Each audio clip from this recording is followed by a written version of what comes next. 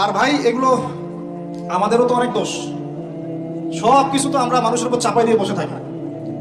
আমরা যখন অ্যানালাইসিস করতে বসি সবাই মনে হয় যে বিজ্ঞ পণ্ডিত, কিন্তু আপনি তো দায়িত্ব নিয়ে সামনে আসছেন না, আপনি তো পড়াশোনা করে উপরে আসছেন না, আপনি তো জ্ঞান অর্জন করে মানুষকে বোঝানোর চেষ্টা করছেন না। আমরা তো আমাদের দায়িত্ব পালন করছি না, করছি কি? আল্লাহ পাক আমাদের সবাইকে বিচক্ষণ হওয়ার তৌফিক দান করেন। কয়টা সায়েন্টিস্ট তৈরি হচ্ছে আমাদের, বলেন কয়টা সায়েন্টিস্ট তৈরি হচ্ছে আমাদের জাতির মধ্যে? নাস্তিক তো ভরি ভরি তৈরি হচ্ছে। কয়টা সায়েন্টিস্ট তৈরি হয়েছে আমাদের ইউনিভার্সিটিগুলোর মধ্যে? কয়জন অর্থনীতিবিদ তৈরি হয়েছে ইউনিভার্সিটিগুলোর মধ্যে? আমি তো পড়ছি ইউনিভার্সিটি, ছেলে মেয়ে একসাথে বসে গান গল্প করে, চীনা বাদাম খায়, পরে কোনো সময় স্যার আর মেয়ে, স্যার আর ছাত্রীর প্রেম হয়ে যায়।